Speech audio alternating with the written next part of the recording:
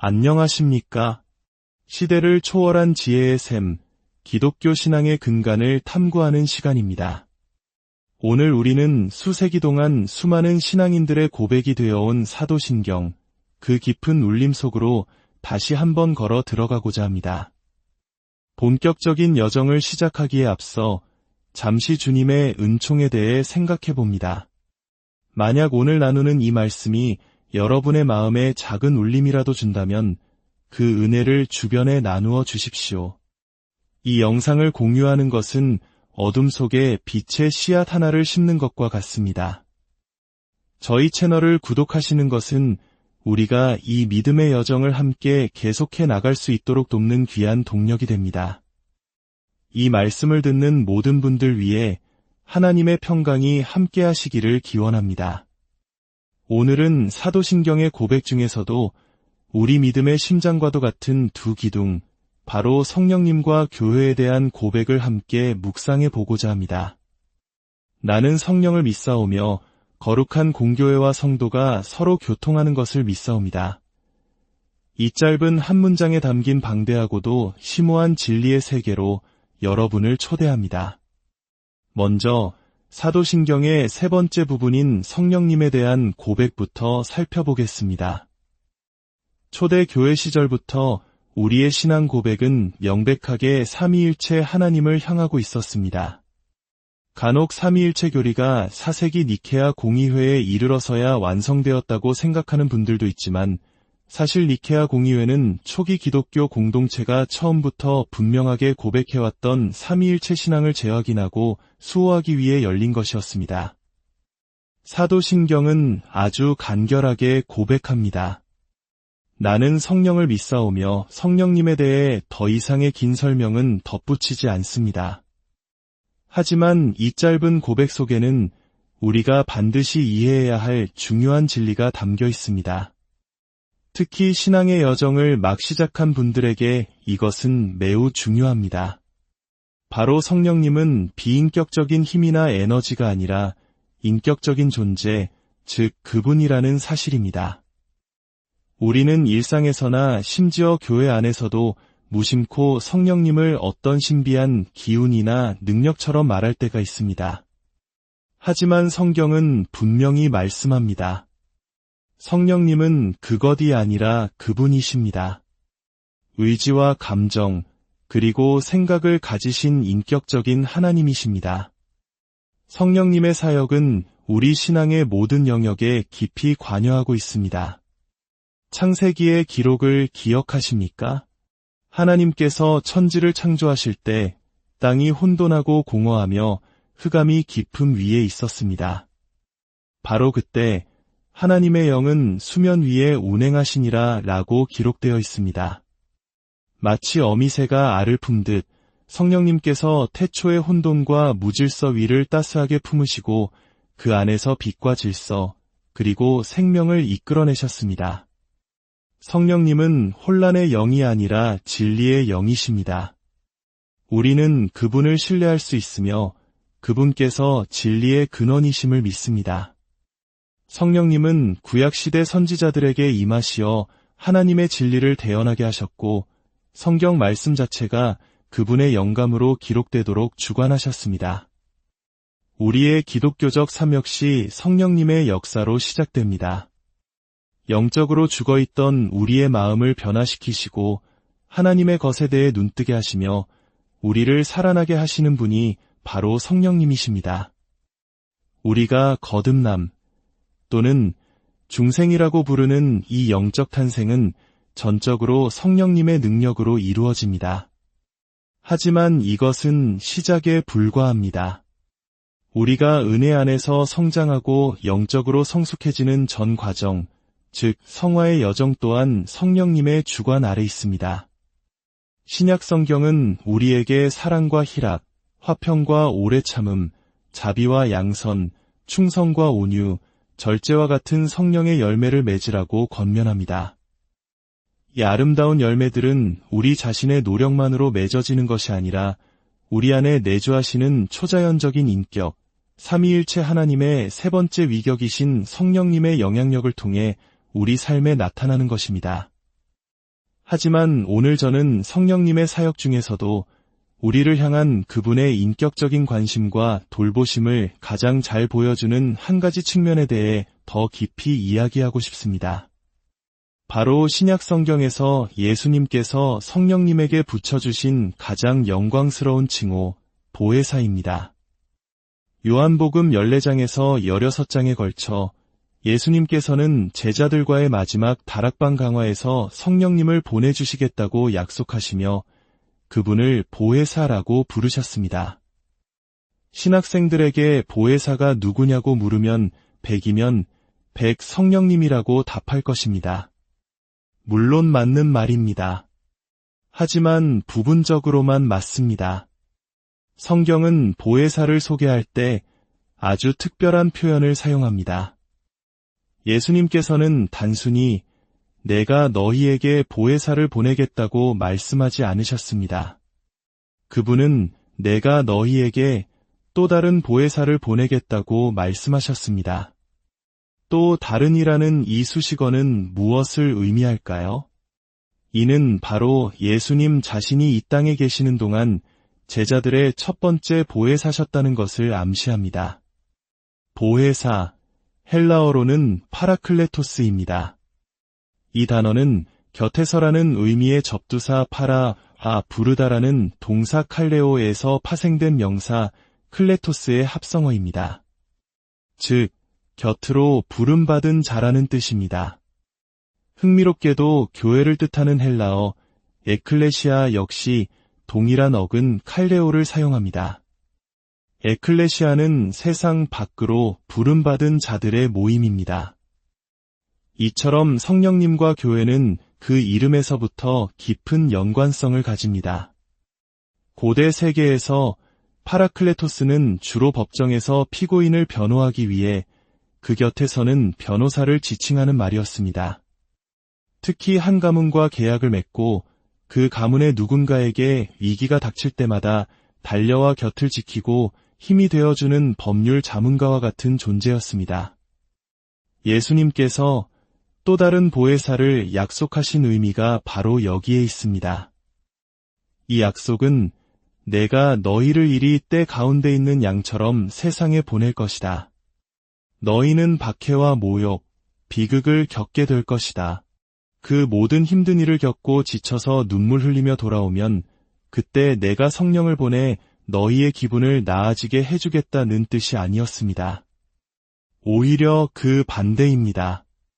예수님은 너희가 싸움의 한복판에 있을 때 투쟁이 가장 치열한 순간에 이기의 정중앙에 있을 바로 그때 너희 곁에 함께 서서 힘이 되어줄 또 다른 보혜사를 보내겠다고 약속하신 것입니다. 초기 영어 성경인 킹제임스 버전은 이 단어를 위로자로 번역했습니다. 현대적인 의미의 위로자는 단순히 슬픔을 달래주는 사람을 연상시키지만 당시의 컴포터는 라틴어 어원에 더 가까운 의미를 가졌습니다. 함께와 힘이 합쳐진 단어로 힘을 가지고 함께하는 자, 즉 우리를 강하게 만들어주는 조력자를 의미합니다. 그렇습니다. 성령님은 우리의 동맹군이시며 우리 곁에 서서 우리를 격려하고 용기를 주시는 분입니다. 신약 성경을 읽다 보면 그리스도인 공동체 안에서 서로 격려하는 것이 얼마나 중요한지 거듭 강조되는 것을 발견할 수 있습니다. 예수님께서 제자들에게 가장 많이 하신 부정명령이 무엇인지 아십니까? 도둑질하지 말라, 살인하지 말라가 아닙니다. 압도적으로 가장 많이 하신 말씀은 바로 두려워하지 말라였습니다. 예수님은 왜 이 말씀을 그토록 자주 하셨을까요? 아마도 그분은 인간 본성의 연약함을 깊이 이해하고 계셨고 교회가 받은 사명을 가로막는 가장 큰 장애물이 바로 두려움에서 오는 마비 상태라는 것을 아셨기 때문일 것입니다.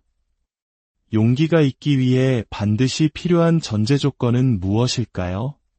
바로 두려움의 부재가 아니라 두려움의 존재입니다. 두렵지 않은 일을 하는 데에는 용기가 필요 없습니다. 오직 두려워하는 자만이 용감해질 수 있습니다. 용기란 우리가 가진 두려움에도 불구하고 믿음으로 행동할 수 있게 하는 능력입니다. 예수님께서는 우리가 두려워할 것을 아셨습니다. 위협과 협박은 교회를 뒤로 물러서게 만드는 가장 강력한 무기입니다. 그래서 예수님은 약속하셨습니다. 첫째로, 내가 너희 곁에 서서 힘을 주고 격려할 성령님을 보낼 것이다. 그리고 둘째로, 너희는 서로를 격려해야 한다. 이 격려와 연합의 주제는 자연스럽게 사도신경의 다음 고백으로 우리를 이끕니다. 거룩한 공교회를 믿사오며 성령께서 개인의 삶에 역사하실 때 그분은 언제나 그 개인을 공동체, 즉 교회로 인도하십니다. 성령은 거룩한 영이십니다. 거룩의 근본적인 의미는 구별됨과 봉헌됨입니다. 신약 성경에서 신자들의 모임은 성도라고 불립니다. 헬라어로는 하기오이인데 이는 거룩한 자들이라는 뜻입니다. 우리가 성도라 불리는 이유는 우리 스스로가 완벽하게 순결하고 유롭기 때문이 아닙니다. 거룩하신 성령께서 우리 안에 내주하시며 우리를 세상과 구별하시고 하나님의 것으로 봉헌하셨기 때문입니다. 그리고 성령님은 그렇게 구별된 자들을 하나의 몸으로 모으십니다. 그 믿음의 교제가 바로 교회입니다. 사도신경은 교회를 거룩한 공교회라고 고백합니다. 여기서 공교회란 로마 가톨릭 교회를 지칭하는 것이 아니라 보편적 혹은 우주적 교회를 의미합니다. 2세기경 교부 이그나티우스가 처음 사용한 이 용어는 기독교 신앙이 전 세계로 퍼져나가면서 하나님의 백성이 있는 곳이라면 어디에나 교회가 존재한다는 보편성을 표현한 것입니다. 우리 개신교인들은 특정 교단에 속해 있을지라도 그리스도의 몸된 보편적 교회가 우리가 속한 교단보다 훨씬 더 크고 넓고 깊다는 사실을 믿기에 이 고백을 함께 드리는 것입니다. 그런데 오늘날 우리가 경험하는 교회의 모습이 항상 거룩하게 보이지만은 않는 것이 사실입니다. 저는 때로 교회가 세상에서 가장 부패한 기관이라고 도발적으로 말하기도 합니다. 물론 마피아와 같이 교회보다 훨씬 더 타락한 조직들이 존재합니다. 하지만 많이 받은 자에게 많이 요구한다는 성경적 기준에서 볼 때 교회가 받은 소명의 신성함과 특별한 은혜에 비해 그 기준에 미치지 못하는 정도를 따진다면 그 어떤 기관보다 실패의 폭이 크다고 할 수 있습니다. 왜 그럴까요? 제 생각에 그 이유는 교회가 이 세상에서 가장 중요한 기관이기 때문입니다. 지옥의 모든 권세는 이 사실을 알고 있습니다. 그래서 사탄의 최고 공격 목표는 언제나 예수 그리스도의 교회입니다. 하지만 교회는 모든 인간 기관 중에서 유일하게 그리스도의 보증을 받은 곳입니다. 그렇다면 교회는 왜 거룩합니까? 교회가 거룩한 이유는 그 구성원인 우리들의 순결함이나 유로움 때문이 아닙니다. 교회는 제가 아는 유일한 회원이 되기 위해 죄인임을 고백해야만 하는 기관입니다. 교회는 본질적으로 죄인들의 유익을 위해 조직된 특별한 교제 공동체입니다. 만약 당신이 완벽한 교회를 찾는다면 절대 가입하지 마십시오. 당신이 가입하는 순간 그 교회는 더 이상 완벽하지 않을 테니까요. 교회가 거룩한 이유는 교회를 세우신 분과 교회의 머리 되시는 분, 바로 예수 그리스도 때문입니다. 내가 내 교회를 세우리니라고 말씀하신 분은 그리스도이십니다. 교회는 그리스도에 의해 부름받고 세워지고 성령께서 내주하시기에 거룩합니다. 우리가 얻는 모든 거룩함은 교회를 하나로 모으시는 성령님과 예수 그리스도의 능력에서 비롯되는 것입니다. 역사 속에서 교회는 항상 보이는 교회 안에 보이지 않는 교회가 공존해왔습니다. 아우구스티누스는 교회를 밀과 가라지가 함께 자라는 밭에 비유했습니다. 보이는 교회 조직 안에는 입술로만 신앙을 고백하는 사람과 마음으로 진실되게 믿는 사람이 섞여 있다는 것입니다. 여기서 보이지 않는 교회란 참된 하나님의 백성들의 모임을 의미합니다.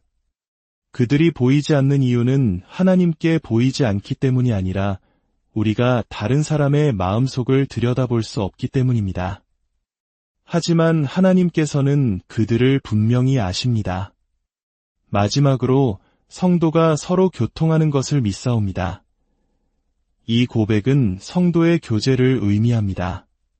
이는 단순히 성찬식을 뜻하는 것이 아닙니다. 이것은 성령님에 의해 세상의 모든 그리스도인들이 하나의 형제, 자매로 묶여 있다는 위대한 진리를 선포하는 것입니다. 보이지 않는 교회에 속한 모든 그리스도인들은 공통된 유대와 영을 공유하며 서로 연결되어 있습니다. 당신이 그리스도 안에 있고 저 또한 그리스도 안에 있다면 우리는 이미 그리스도 안에서 하나됨을 경험하고 있는 것입니다. 이 연합은 교단, 지역, 민족의 경계를 넘어섭니다. 더 나아가 시간의 경계까지도 초월합니다. 이것이 바로 그리스도의 몸이 가진 신비입니다. 저는 지금 이 순간 여러분과 교제하고 있을 뿐만 아니라 종교개혁가 마르틴 루터와 장 칼뱅, 교부 아우구스티누스, 그리고 역사상 존재했던 모든 그리스도인들과 영적인 교제를 나누고 있습니다. 왜냐하면 그리스도 안으로 부름받은 모든 성도들이 그리스도와 누리는 연합은 죽음조차도 끊을 수 없기 때문입니다. 누가 우리를 그리스도의 사랑에서 끊으리요? 로마서의 말씀처럼 환난이나 곤고나 박해나 그 어떤 것도 우리를 분리시킬 수 없습니다. 제가 그리스도와 연합하는 그 순간 저는 과거와 현재를 아우르는 그리스도의 온 몸과 연합하게 되는 것입니다. 이것이 바로 우리가 성도가 서로 교통하는 것을 믿는다고 고백할 때의 의미입니다. 오늘 우리는 성령님께서 우리 곁에 서시는 강력한 동맹군이시며 교회는 흠많아 보이는 우리에도 불구하고 그리스도로 인해 거룩하며 우리는 시공간을 초월한 거대하고 영원한 믿음의 가족에 속해 있음을 나누었습니다. 주님의 은혜와 평강이 이 말씀을 듣는 모든 분들의 삶에 가득하기를 기도합니다. 보혜사 성령께서 여러분의 모든 걸음에 항상 함께하시며 거룩한 공교회의 자랑스러운 일원으로서 그리고 시대를 초월한 성도의 교제 안에서 사랑과 믿음으로 굳건히 서 나가시기를 주님